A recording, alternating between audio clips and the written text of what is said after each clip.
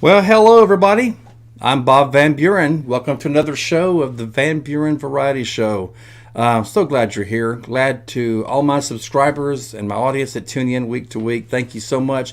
And I don't want to discount the ones that watch this that can't watch it live for whatever reason. So if you're watching this days, weeks, months, years, decades later, I appreciate you tuning in and checking out what we've got here on the Variety Show. It's just what it says. It's a variety show. Every week I have an individual guest to talk about any topic imaginable. It could be their special interest, a hobby, profession, just something they're interested in, or maybe even a musician. So hence the word variety. Those newcomers that are here, I appreciate you logging on too, and hope that if you haven't already, you'll hit that subscribe button that's up there. That really make me feel good. And if you like tonight's guest and you like tonight's topic, there's a like button that you can see there too. So make sure you hit like. I'm sure my guest tonight would appreciate that as well. So welcome all again to another episode. I appreciate you all being here. Hope you've all had a great week so far. I have. And you never know what you're going to find when you start doing your, well, I'm going to say spring house cleaning, but it's not that, it's too early for spring. Okay, how about early or late winter house cleaning?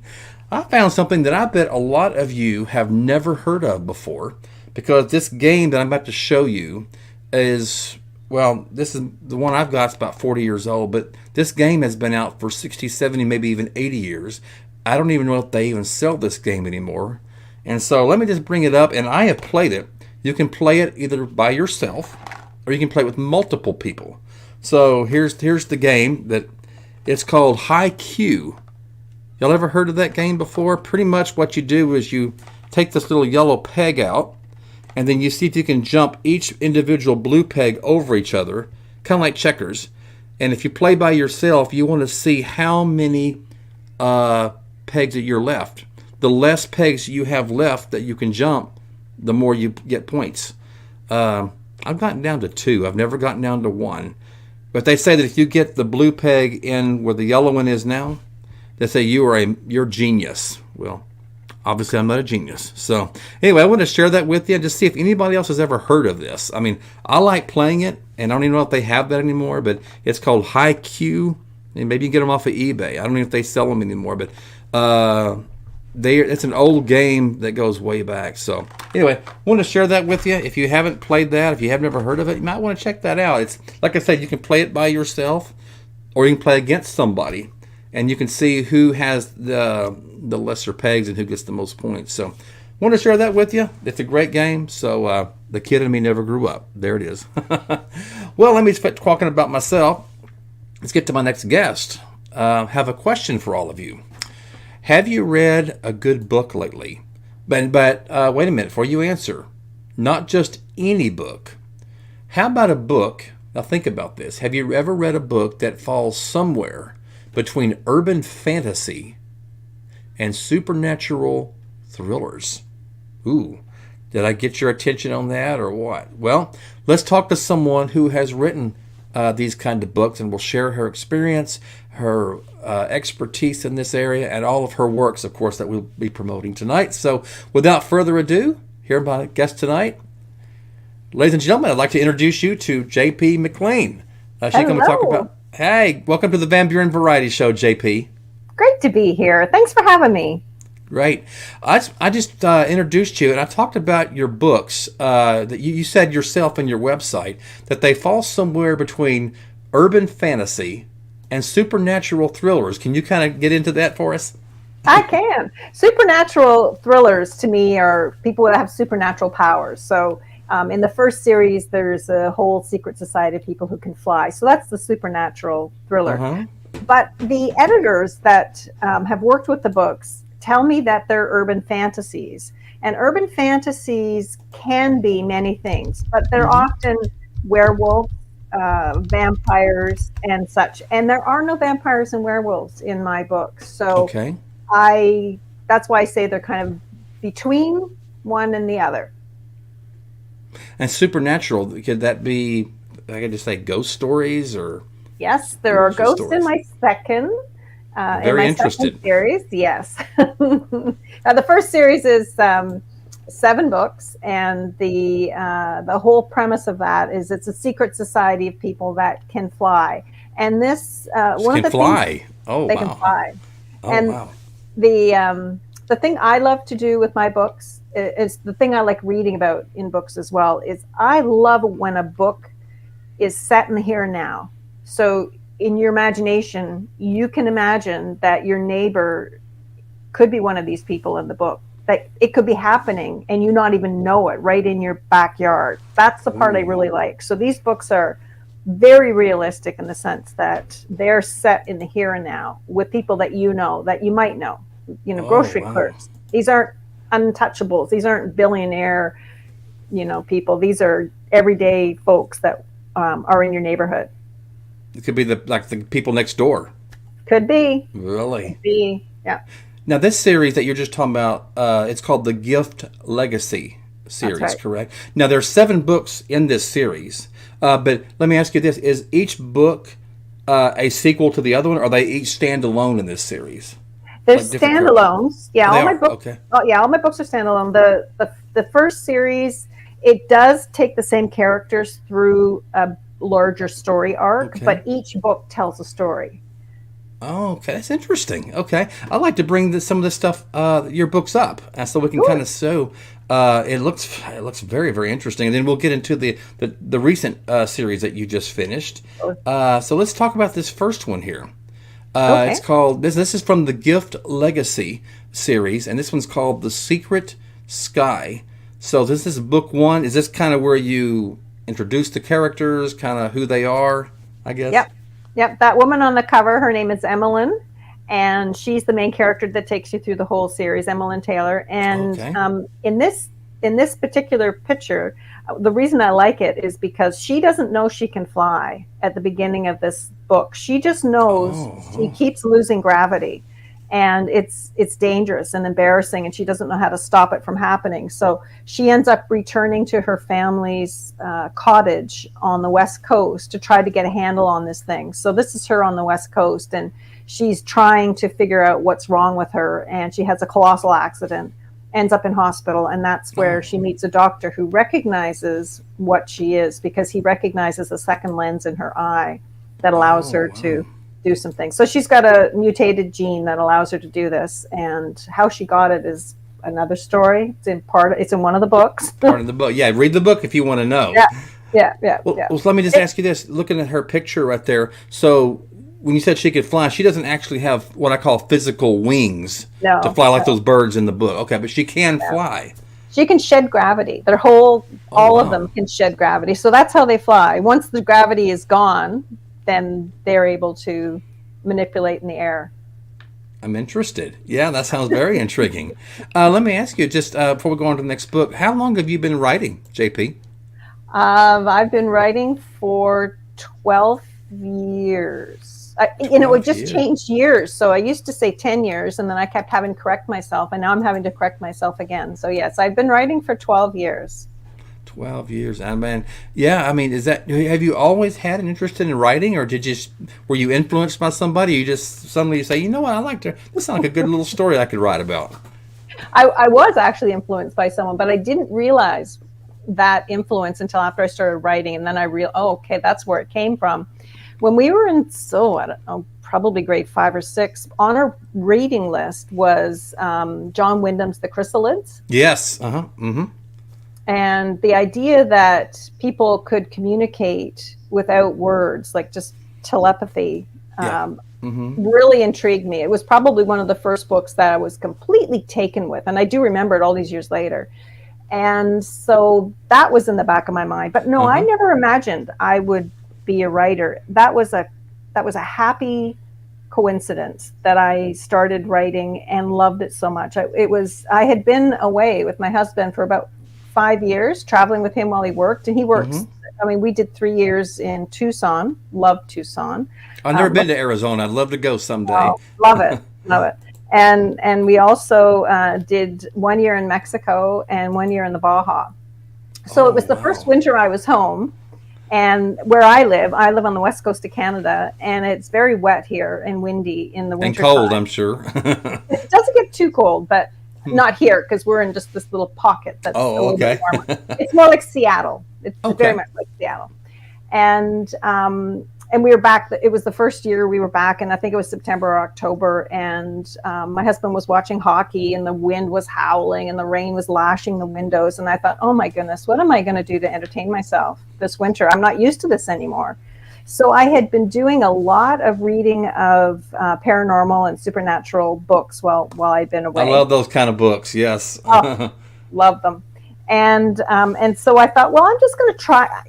I love the books. I'm going to see if I can just write a scene. And I had a scene in my mind because I do have flying dreams where I can fly in my dreams, and I've been having them since I was a kid. Oh, so that's fun. I just thought, okay, I'm just going to have this woman like fly off the deck right to my left where I was sitting in front of, and fly down the coast. And I'm just going to see if I can write that. Cause, Sure.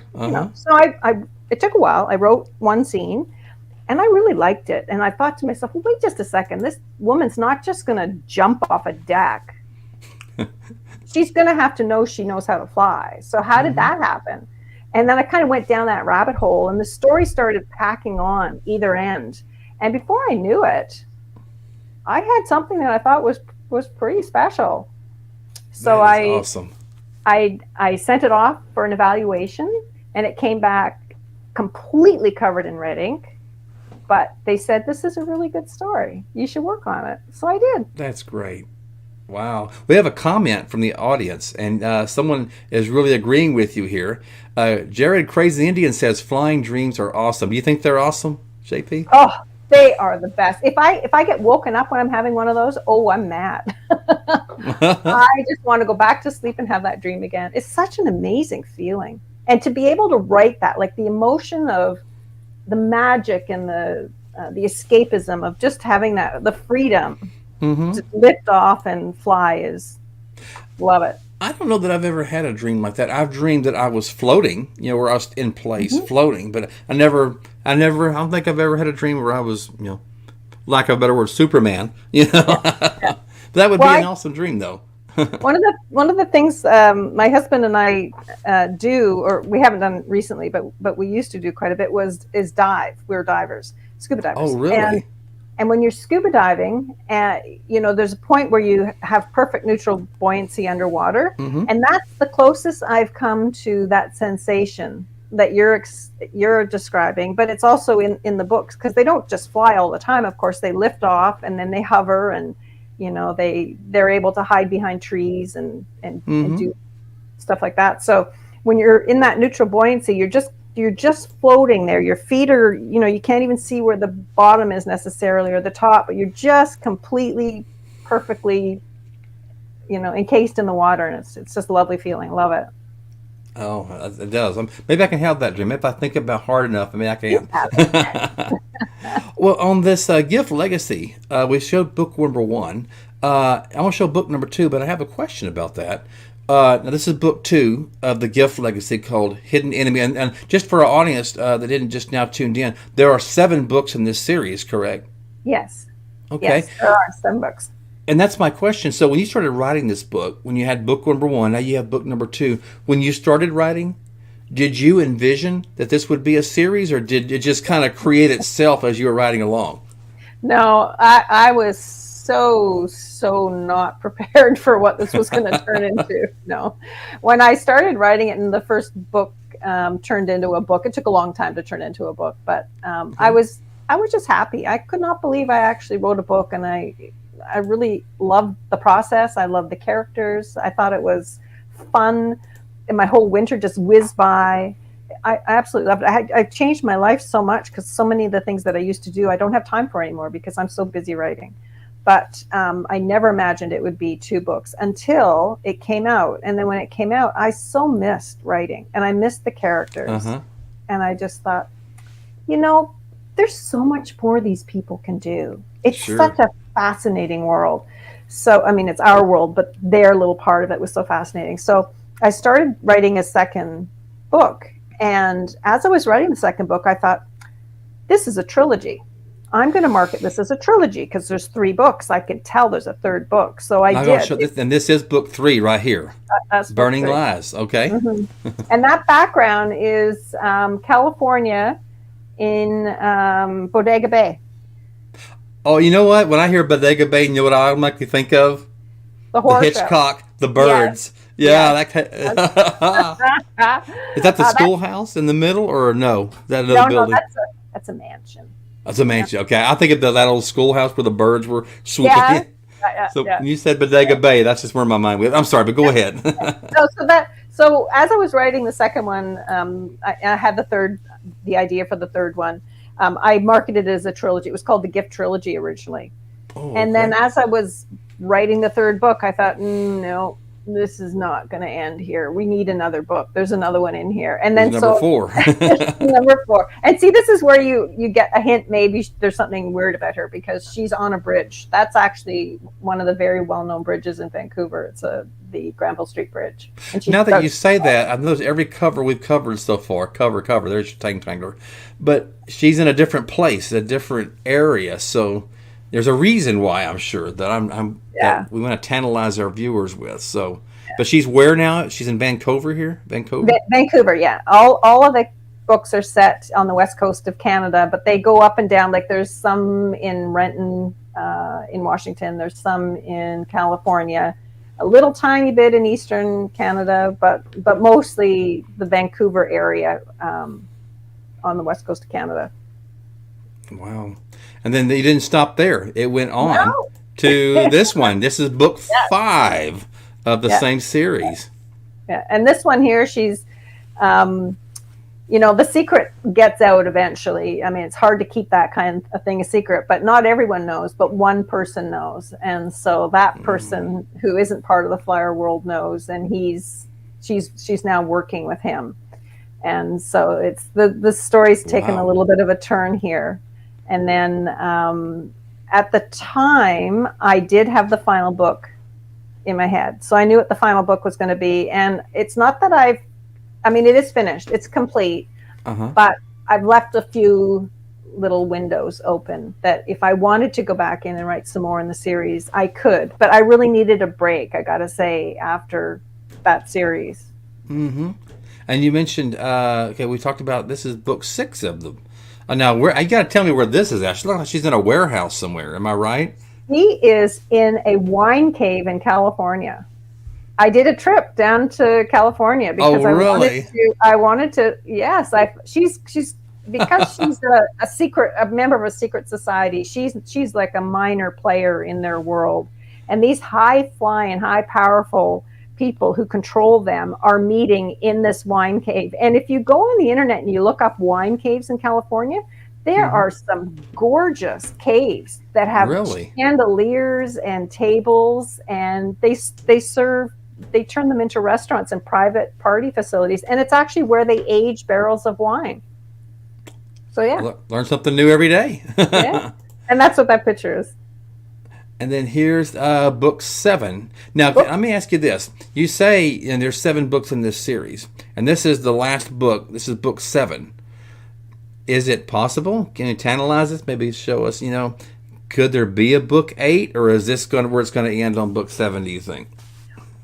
Well, there could be another book. There could, but I'm not writing it right now. I got to say, I'm really tangled up with this next series, so it's not on the horizon. But I got to tell you about Lover Betrayed, because it's actually not. It is the 7th book in the series, but chronologically, it is not the 7th. And you may notice that there's a man on this cover, and it's the only there's cover. nowhere. Yeah, the woman's gone. So this book is what's called a Rashomon treatment of the first book. So the first book is told from Emmeline Taylor's perspective. Mm-hmm. The fellow on this cover, his name is Jackson, and this is his story. And he was her lover in the first book. So this is his take on what happened in the first book. His point of view. Yes. Okay. And that was a hoot to write, because it's the first time I'd written an entire book from a man's perspective. And there was a lot to get wrong. You have to get a man editor to look at it. I had lots of men read it because, I made some really stupid mistakes. Like, I mean, they got out before it got to print, but just, men do not describe colors using fancy words. Typically, it's We red, don't. blue, no chartreuse, no weird colors. Same with clothing. They wouldn't know, I don't think, what a houndstooth is necessarily, or maybe they would know wingtip and such. But yeah, the language has to be different. The sentences have to be structured differently. Conversation is different. Men are much more, what's the word? They're sharper with each other than women. Women would get hurt to hear, men's locker conversation would be devastating for a woman. We just say what's on our mind. We do. So that was fun. It was really fun to do that. And also for me, fun to play with all the things that men and women interpret differently. Like, we could be having a conversation about something and I will walk away with one understanding and you might have a different understanding, and it's clouded and it's through the filter of your gender, whether you like it or not. Sure. It's just the way things are. And so what she interprets as, ooh, he's interested in me, he's interpreting completely differently. Yeah. So it was fun to play with that. I enjoyed that. That's cool.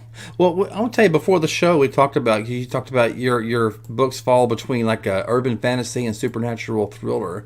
We talked before the show a little bit about supernatural, and everybody here, I've told my paranormal story a couple of times on this show. They know, but now you said something interesting for the show, that you actually kind of had a little bit too, where you feel like someone's watching you, or like, we all have that feeling. So you've had that. Yeah. Oh, yeah. Like the back of your neck, you can kind of feel it prickling almost. And that, they say that's when somebody who's maybe passed is in the room with you, or sometimes it's outside. They're in the vicinity and you just kind of stop and you look around expecting to see something. Mm-hmm. What happened to you? Tell us. Well, mine's a very long story, so we would get way off topic. But yeah, I'm very interested in reading ghost stories, paranormal stories, and as long as it's not happening to me, I've already had my experience. I'm done. So, did you, with that feeling, talking about where you feel like you're being watched or someone's there, did you incorporate that in any of your stories, or no? Or did you go through another different route? I haven't yet. What a good I like that word. Yes, I haven't yet. No, I haven't. Yeah, that's very interesting. No, I haven't done that one yet. In the new series, it's completely different. It's not about people who can fly. As a matter of fact, the magical element in it is a little bit less, I would say. But the thriller part of it is way ramped up. Wow. Let's talk about your new series now, your other series. This one's called the Dark Dream series, correct? Yes, it is. And so this is, and how many books so far are in this series? There's 2, and I'm currently writing the 3rd. Oh, so you're going to have a trilogy on this one. I'm not going to call it a trilogy. I learned my lesson. Oh, okay, in case there's more. Okay. Yeah. Let's bring up book 1 of this series, and you can kind of tell us the synopsis, the characters, and kind of how you got the initiative for it. So this one's called Blood Mark by JP McLean. So it's a dark dreams novel. So this has me intrigued. So kind of tell us about the series, the character, and kind of where you got the inspiration, I guess you could say. Well, the inspiration is something that the audience may recognize. The inspiration is the opening scene in an NBC show that was called Blind Spot. If I've heard of that or not, I have to check that out. I don't know. Starring Jamie Alexander. And the opening scene of that series stuck with me. And it is nighttime, and it's New York Times Square in the middle of the night, and a duffel bag is in the middle of the square. Square's been cleared. A bomb tech approaches this duffel bag, and he's in his big bubble suit.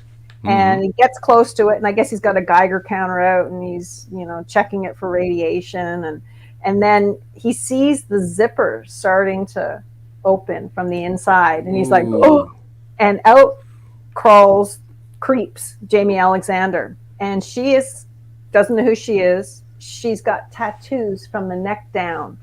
She doesn't know how she got them, why she has them, but she's absolutely covered. She looks like a map. Wow. And that's always stuck with me, because I thought, oh my goodness, can you imagine having to live with marks that weren't of your choosing, and how that would impact every single part of your life, your work life, your school life, your social life. And so that was the inspiration. So the woman on the cover here, her name is Jane Walker, and she was born with a blood red birthmark that wraps around her body. So it's on her face, her arms, her legs, it's everywhere. It's on her hands and her feet. And it is, as you can imagine, life defining for her, because she gets bullied when she's a kid. She gets ostracized. She can't work everywhere that she might like to work, just because she's she doesn't want to present herself to the public. So she can't be a waitress or anything like that. And she was abandoned at birth. So she's been raised in the social welfare system. She meets her best friend, Sadie, in this system. And one day, while Sadie and her are living together, she's about 25 years old, the tail end of one of these marks disappears. And she's thrilled. She cannot believe that this is happening to her, and that she might actually end up with a normal life. And she's wanting more of them to disappear. And she works at a florist. And one day she's delivering flowers out to the university, and she takes off her glove, and she's got a mark on the back of her hand. And the professor sees it, and he recognizes it. And he says to her, that is not a birthmark. That's a blood mark, and it's protecting you. And if it's starting to disappear, you better figure out who it's protecting you from before it's gone.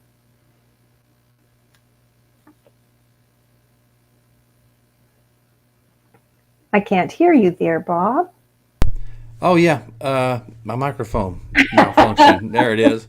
You looked at me like, okay, did I not say that right? Yeah. No, what I said is that the blood mark in this case, when I first saw the cover, I thought it was like a curse, or it could be a bad thing. But you're telling me it's actually a good thing she's got this blood mark. It's a good thing. It's a really good thing. Okay. Yeah. Now, I would like to tell my audience, now this doesn't stop here. You've recently have a new release of this series, correct? Yes, just in November. The second book came out. Okay, here it is right here, ladies and gentlemen. This is brand new. This is book 2 of the Dark Dreams novel that just came out. So can you tantalize us with this too? Well, you might notice on the cover, and if your people are just listening, the marks that she used to have that used to be red are now white and glowing. Yeah, you don't even hardly see it. Yeah. Yeah, so the marks disappeared, and you know that right when you read the description. So I'm not giving anything away. The marks disappear, and also what happens when she's. I need to backtrack a little bit just to make sure I'm got everybody with me here.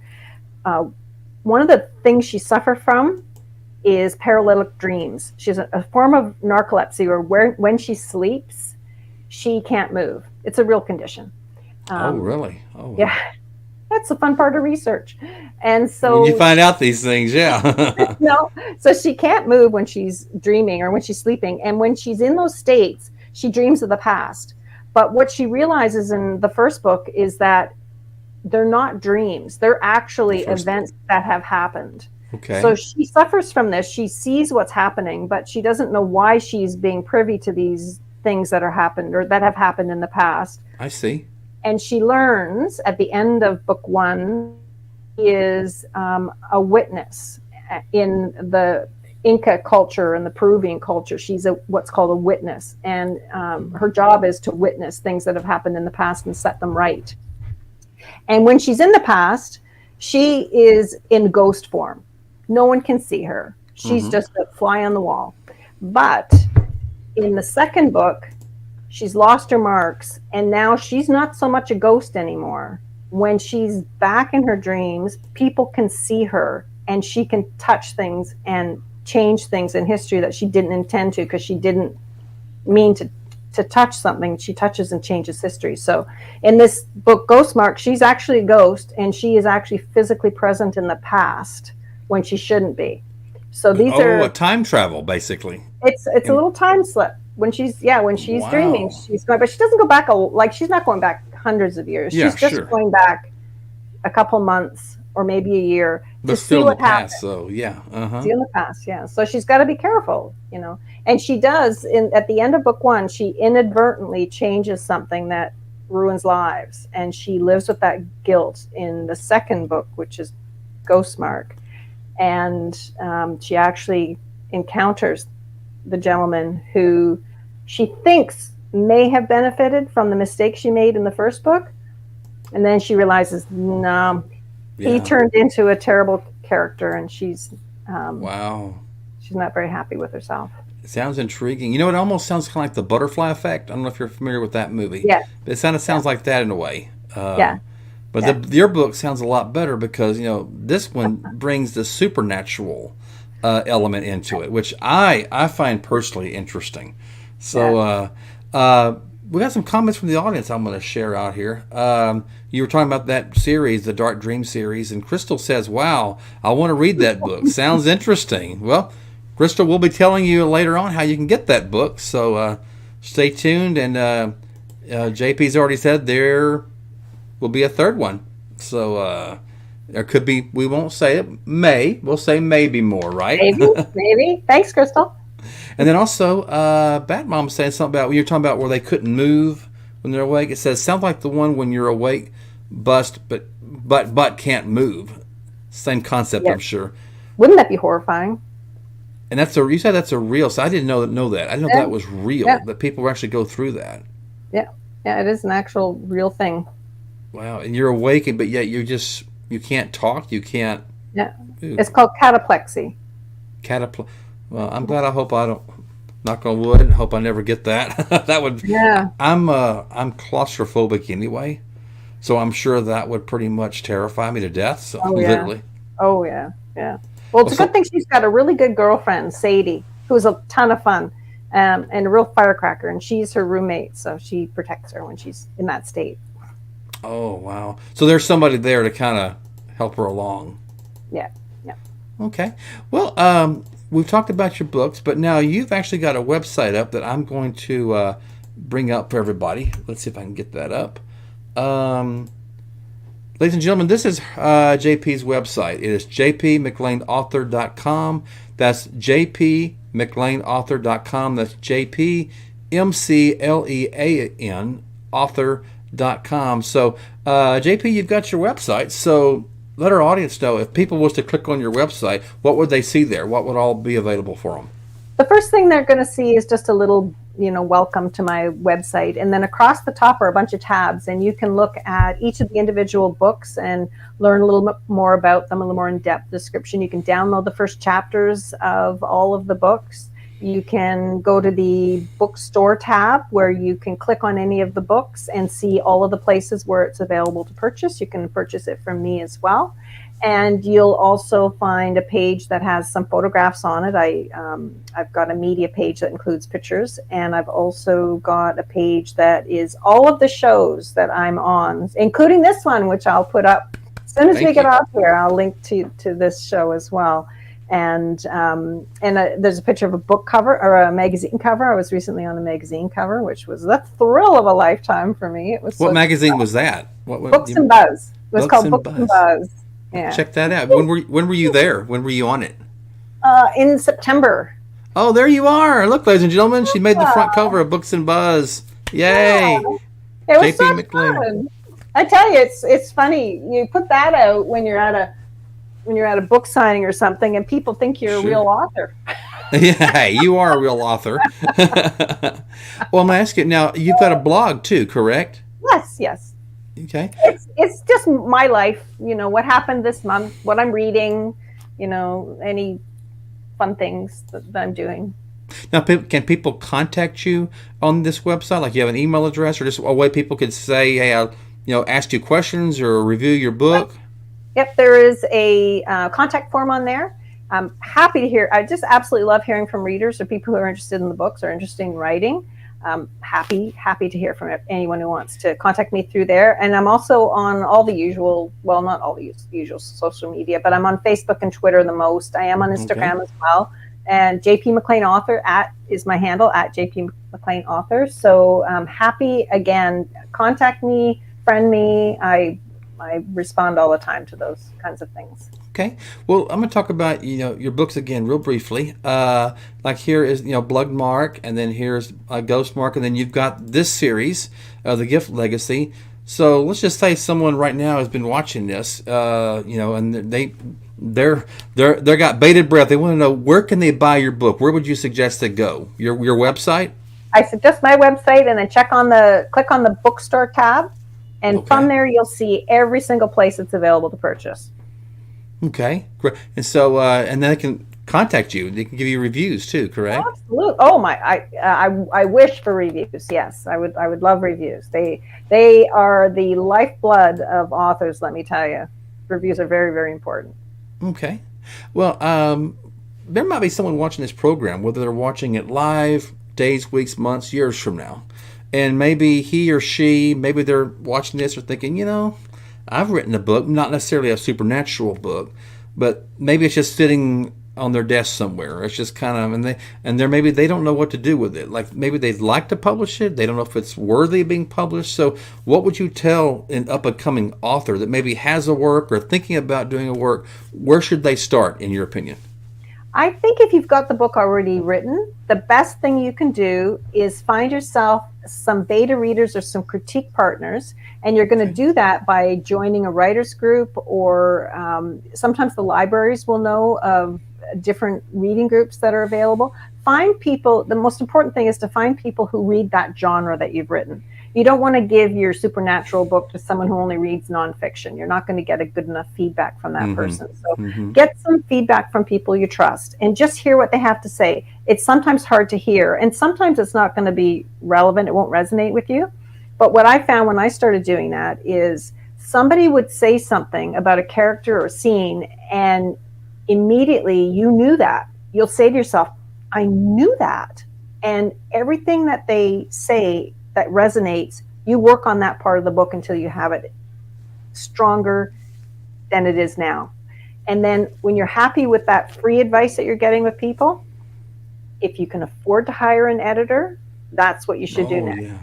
Is hire an editor.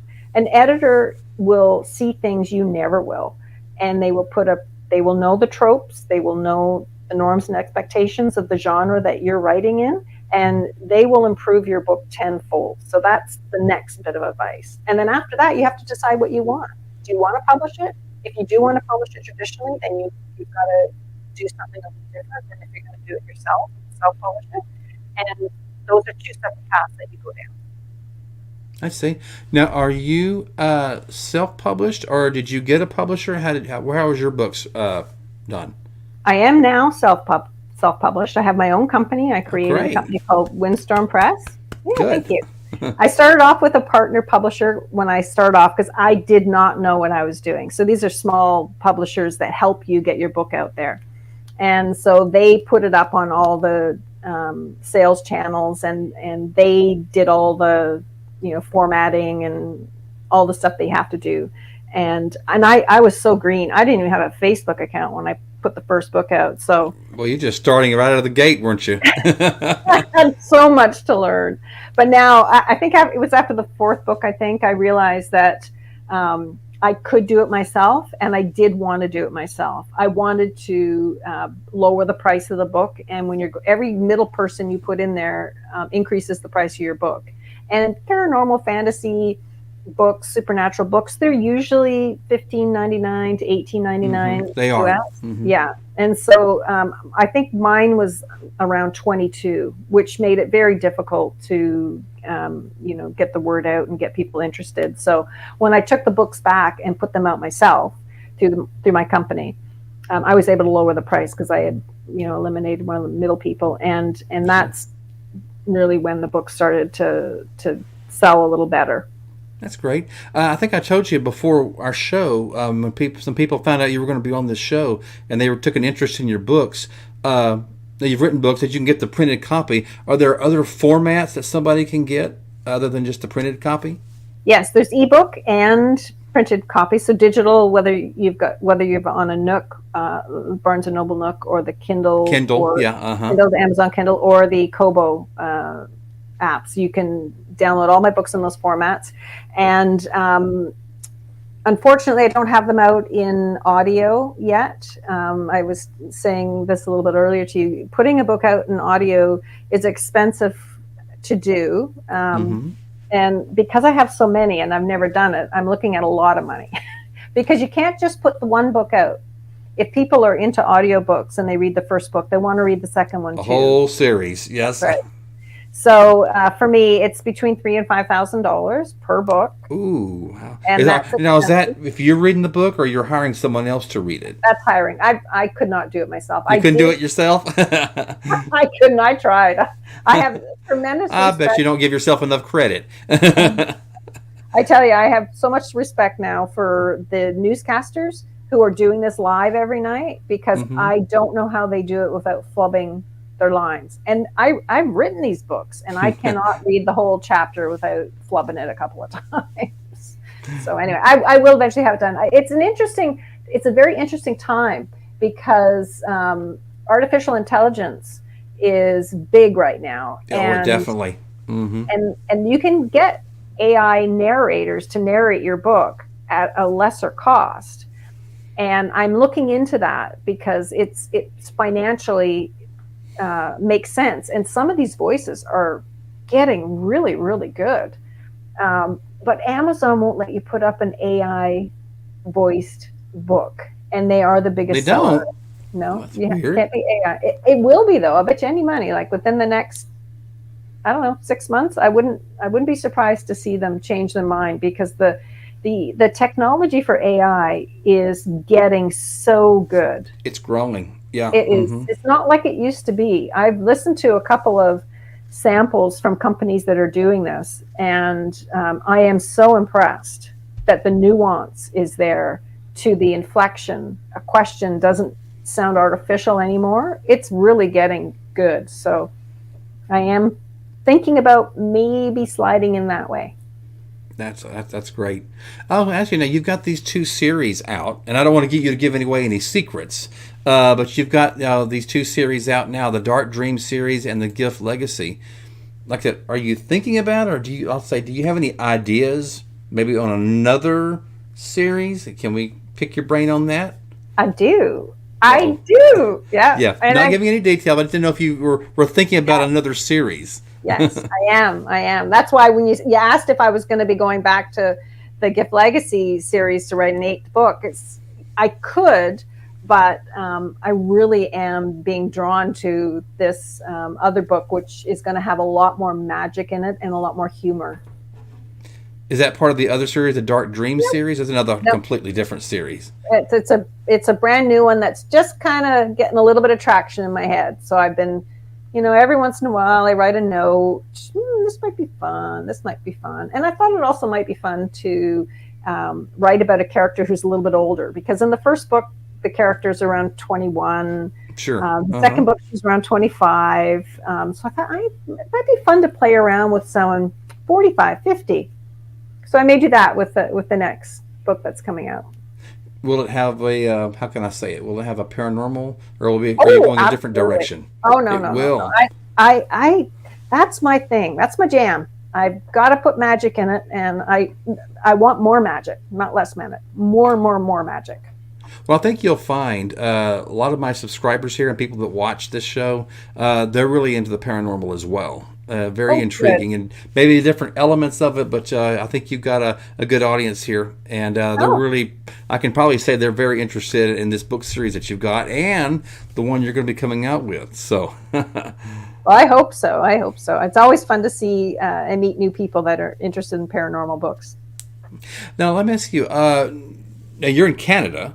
But do you also do with your books? Do you do a lot of book tours, a lot of autograph signing? Have you done that a lot lately, or is that something on your agenda?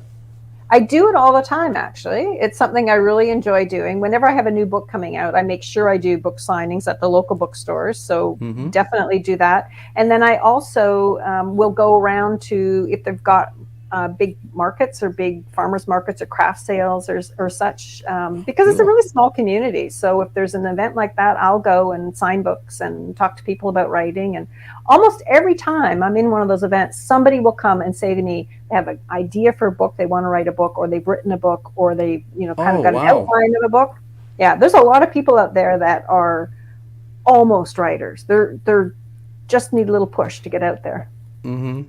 And so, now you're in Canada, but have you come to America and done book signings? Or are you pretty much in Canada, or will you come to America? Hopefully. I would love to come to America. I love America. I've done a lot of research. We've traveled quite a bit from Vancouver down through Washington, Mm-hmm. Oregon, Seattle, or California, right down the Baja into Mexico. So, Oh, wow, all the way down. oh yeah, we spent one winter there. Yeah, Wow. yeah. Okay. So we've driven that back and forth from Canada down there so many times that it feels like the back of my hand. And so when I go down, I did research. Every time I went down there, I was checking out what things smell like and what plants grow here and Oh, yeah. that kind of thing. So I haven't actually done any signings, but I'd be more than happy to come and do signings if there was an event or something that. Absolutely. We'd love to have you here. Now, Yeah. you're talking about going from Canada down to America through Baja. Isn't that Interstate 5? Because I think Interstate 5 comes all the way down, doesn't Yeah, it? but we didn't do much on 5 because No? it's really pretty to go right over to the coast. Oh, So we you're with went, the way coast. Okay. went over to the coast. Yeah, yeah. Oh, I just love the Northern California, Oregon coast is some of the most stunning country. It's gorgeous. Did you see San Francisco, like the Golden Gate Bridge? Went over the Golden Gate Bridge. Oh, I envy you. I've never done that. So That we did. Yeah, yeah, we did. I'm kind Yeah, of scared of heights, so maybe I can just kind of, yeah. That's a really high bridge. How long is it, would you say? Oh gosh. Oh, oh my goodness. I don't know miles as well as Yeah, kilometers. that's okay. I would say like a quarter kilometer Oh, anyway. really? Wow. So It's really big.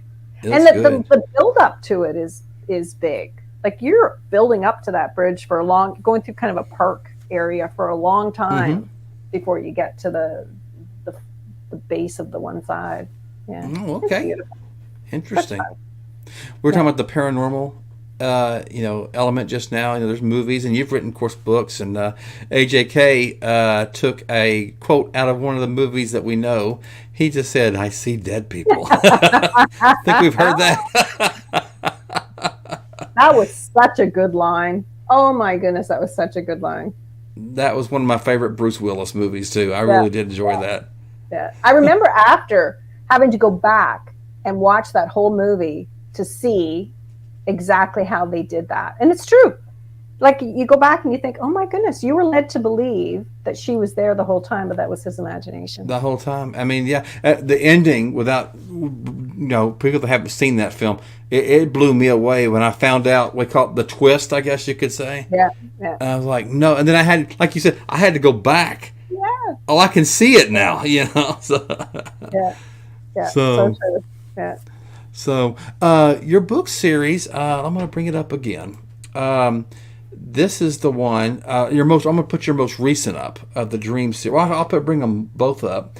This is Dark Dreams novel, and then this is your most recent one that came out in November. You said. Yeah, Now these November. books, are they all hard copy? Or are they soft copy? What kind? Are they both They're what's called trade paperback? paperback. Yeah. So they're paperback. They're a little bit. They're not the little. What do you call them? They're not the mass market paperback. The little smaller size Yeah, ones. those little bitty. We can't hardly read them. Yeah. Yeah. These are 8.5 by 11. They're a little more substantial. Yeah.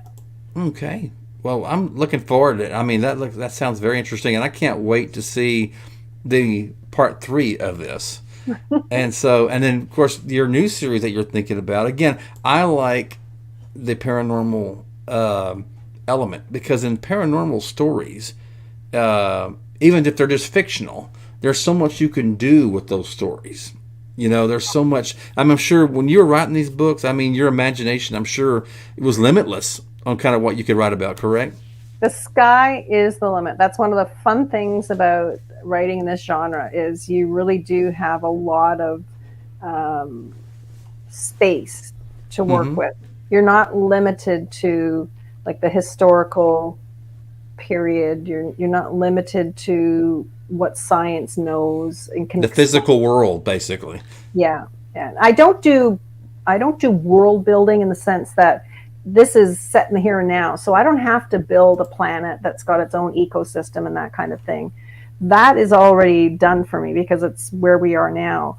But in order to make the books interesting, to come up with new twists on magic and abilities is fun. It's the most fun. I don't know if you've ever read any Victoria Aveyard. She does the Red Queen series. What series was that? It's called the Red Queen series. No, I don't think I've seen that. No.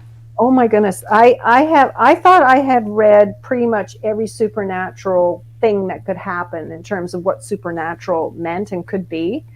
Her imagination is out of this world. The things her characters can do, the magic that they have, showed me that there is no limit. You really need to stretch the boundaries of your characters and what they're capable of doing, and make them even more magical than you. I mean, just I'm probably not supposed to be promoting other books, but that's a really good one. You should. I have to promote that. Now that might be a good series, but I know an even better series. This one right here. Oh, you're dull. Thank you so much. So, ladies and gentlemen, just to recap, for those of you just tuning in, JP McLean here has written a Dark Dreams series. This was the first one that came out, Bloodmark. But don't think it's a standalone. If you like it, there's the sequel that just came out in November. It's brand new, Ghostmark by JP McLean. And if you like a really, really good series, 7 to be exact, I'll show the first one of the series. It's called the Gift Legacy series. This is book 1 of, make sure, book 1 of 7 that's there. So you can follow this woman around, and like I said, and well, again, JP, she said she can fly, but at this point she doesn't know she can fly, correct? Yeah. This is a really good binge series. This one here. And see, I like to binge watch television, so I bet I could binge watch books for a while. But there's 7 books of The Secret Sky is the first one. Yeah. And then she's going to have another series coming out. So with that in mind, let me bring her website back up and let you see, for yourself. You can go to her website and see what's going on. The series is out there, correct? All your series is on the website. Oh yeah, they're all up there. They're all out there. Okay. Yeah. And here it is, ladies and gentlemen. And for those of you just watch or listening to this, not watching, it is jpmcleanauthor.com. That's JPMCLEAN author altogether.com. And there you can get her books, you can get her information about her. She's got blogs out there, and you can contact her about that. About hopefully you'll give her a good review and tell her how much you enjoyed it. So, and you now something that I didn't stress. You said it, but I want to make sure. You said you're on Facebook, Instagram. What kind of other social media are you on? Facebook, Instagram, and Twitter are my 3 big ones. And you can find me at JP McLean Author, at JP McLean Author. Okay, we will have to take our phones out and subscribe to that. So, well, JP, I couldn't be happier that you're here. Your book series sounds great. Again, for me personally, I'm very intrigued. I'm very interested in the paranormal aspect of it. I mean, I like other books, but just when an author puts that element in, no matter how big or how little it might be, it's just, I don't know, because like you just said, when you're writing the book, the sky's the limit. I mean, there's so much you can do with that, whereas, I'm not trying to take away from the author, but when you're writing about what I call the physical world, you have to stay within that world, that believable world. But with paranormal, I mean, again, to use your words, the sky's the limit. I like to think of these books, and people have said to me Oh, I would never have read a paranormal. I would never have read an urban fantasy. So I like to think that these books would appeal to people who don't know what that is, Mm-hmm. and maybe they want a taste of it. Maybe they don't want to go full on into, The Hobbit and that kind of thing, but Sure. it's a way to get into a new genre that is enough solid stuff set in the real world, enough thriller element, enough mystery to keep Sure. you going, and then the magic just blows it up to another level. Yeah, absolutely. And I can see this in your writings and in your books. And I will ask another question, just one more. Did you do the artwork for these as No, well? I wish I was so talented. No, these are all done by a company in Florida called JD&J Designs, They and did a good job. they've won 2 awards for my books. The They did. Secret Sky book won best fantasy cover in the Wow. Kobo bookstore in the year it came out, and the Bloodmark cover was shortlisted for a cover award. I'm trying That's to think which great. one it was. It didn't win, but it got shortlisted for it. So That's awesome. they've done just an excellent job. They're very, very good to work with. I can't believe they can take words and turn them into beautiful Exactly. pictures. That I don't have that talent, so. no, me neither. Oh, I'm terrible. Well, the artwork's great, but I know the story is much, much better. So, Oh, thank you. JP, we really appreciate you coming on tonight and sharing your work and your expertise and your advice for up and coming authors. So we wish you the best, and would love to have you come back on the show sometime and kind of give us an update of kind of where you are and your new works. Be happy to. Be happy to. Thanks so much for having me on. It's great to meet you and your audience. Very nice to be here. Thank you, JP. Have a great night. You too. Thanks again. And ladies and gentlemen, that's going to do it for tonight's episode of the Van Buren Variety Show. Just a reminder, I'm on the air once a week with an individual guest to talk about an interesting topic. So next week, we'll have a new guest with an interesting topic. You never know what it's going to be, so you got to hit that subscribe button. So go to Van Buren Variety, Van Buren Variety, 3 words. I know some of you are on the simulcasted show. But go to Van Buren Variety, hit that subscribe button. And if you liked JP McLean's interview, if you liked her works and her expertise, make sure you hit that like button. She would really appreciate that as well, as I would, because it is my show. So would like you like that. So everybody, I will see you next week. As I said, I'm usually on the air Tuesday nights at 7 o'clock Central Time and 8 p.m. Eastern Time. So until then, this is Bob Van Buren for the Van Buren Variety Show. Good night, everybody.